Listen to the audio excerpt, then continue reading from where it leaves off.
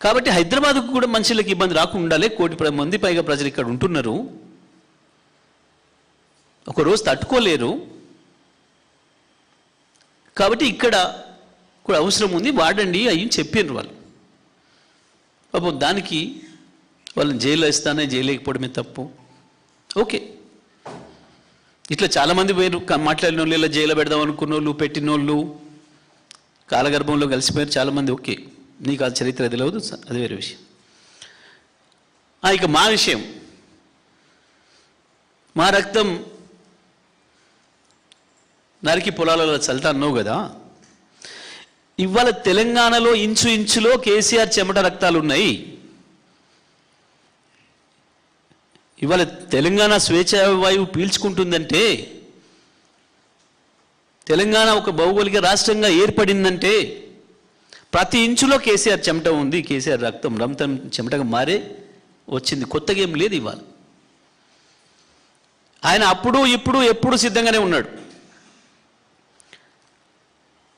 నిజమే, ఇవాళ నువ్వు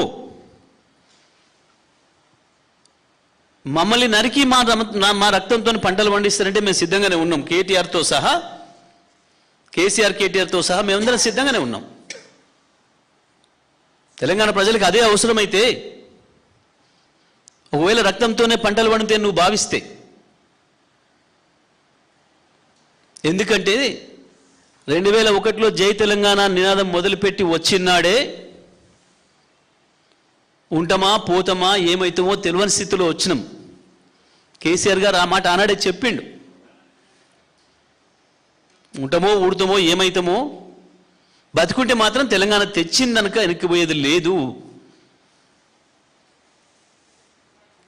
లక్ష్య సాధనలో వెనుదిరిగితే నన్ను రాళ్ళ తీసుకొని కొట్టండి అని చెప్పిన మొట్టమొదటి ఉద్యమకారుడు ప్రపంచ చరిత్రలో కేసీఆర్.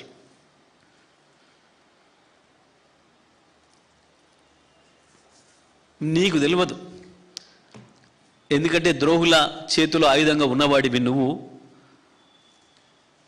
ద్రోహుల దారిలో తుపాకీ పట్టుకొని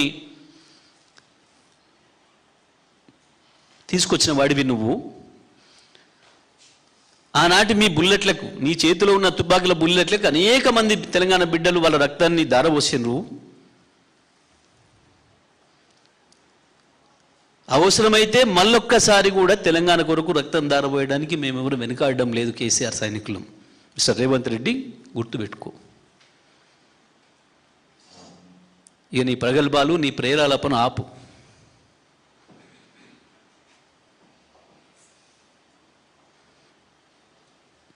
అది నీ రాక్షస మనస్తత్వాన్ని తెలియజేస్తుంది తప్ప ఇంకోటి కాదు. మేము అనడం లేదా మాట తిరిగి, మేము అనం.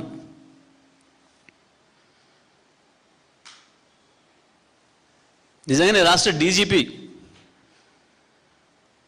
ప్రతిరోజు చూస్తాడు అనుకుంటా అన్ని వార్తలు, ప్రత్యేకించి ముఖ్యమంత్రి ఏం మాట్లాడుతున్నాడు, ప్రతిపక్ష నాయకుడు ఏం మాట్లాడుతున్నాడని. చిన్న మాటలు, చీడ పురుగు అని రేవంత్ను అన్నందుకు, తెలంగాణలో పుట్టిన చీడ పురుగు అని రేవంత్ను ఎవరో పెట్టినందుకు సోషల్ మీడియాలో తీసుకుపోయి కేసు పెట్టి జైలు పెట్టించినాడు డీజీపీ గారు. తెలంగాణ ద్రోహివి అన్నందుకు తీసుకుపోయి కేసులో పెట్టించినావు.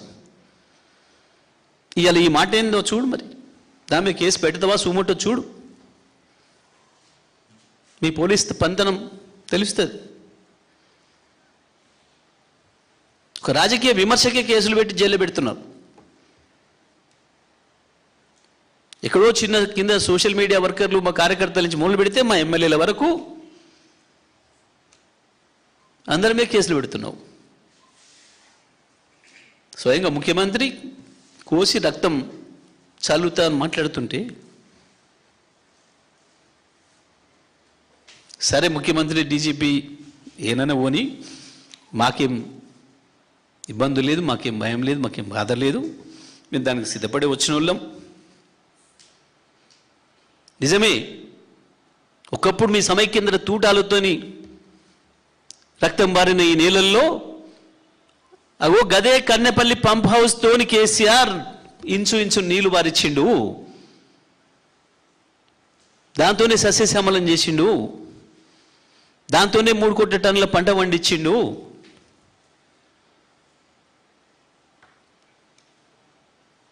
అందులో ప్రతి గింజలో ఉంది కేసీఆర్ చెమట, కేసీఆర్ రక్తం.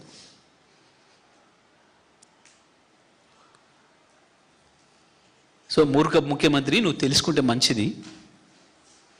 ఓకే, మేము అడిగింది ఏంది? మేము మళ్ళీ చెప్తున్నాం, ముఖ్యమంత్రి నిన్న మాట్లాడింది పూర్తి శుద్ధ అబద్ధాలు. ముఖ్యమంత్రి తప్పు చేస్తున్నాడు అనే సంగతి రాష్ట్ర ప్రజలందరికీ అర్థమైంది. నువ్వు ఉలిక్కిపడి 3 రోజుల్లోనే 2 సార్లు ప్రెస్ పెట్టి మాట్లాడిన వెంటనే అర్థమవుతుంది నువ్వు చేస్తుంది తప్పు అని ప్రజలు చర్చించుకుంటున్నారు. నువ్వేదో అబద్ధాలు చెప్పి లేని సృష్టించి ప్రజల్ని ఇంకా ఏం మారుస్తాను అనుకుంటే నీ మూర్ఖత్వం క్లియర్గా అర్థమైపోయింది. కన్నెపల్లి పంపు తప్ప ఇవాళకి కూడా 10 టీఎంసీల నీళ్లు పోతూనే ఉన్నాయి. అక్కడి నుంచి ఎత్తాల్సింది కేవలం 2 టీఎంసీలు. 2 టీఎంసీలు సునీళ్లకు అన్నారంకు తీసుకొస్తే ఎక్కడ ఏది కొట్టుకపోయేది లేదు.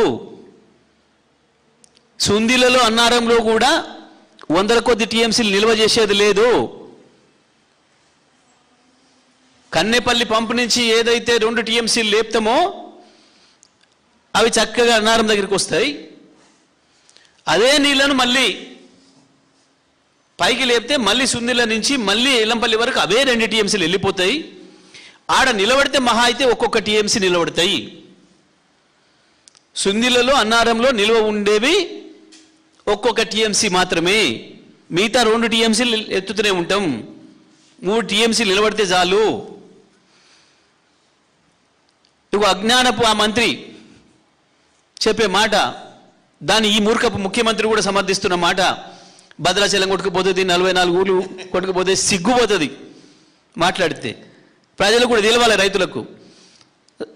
రైతు సోదరులారా, ఇప్పుడు మేము చెప్తున్న మాట, కన్నెపల్లి నుంచి వెళ్ళి ఏవైతే 10 టీఎంసీల నీళ్ళు పోతున్నాయో అందులో నుంచి 2 టీఎంసీలు ఎత్తి పైకి తీసుకొస్తున్నాం.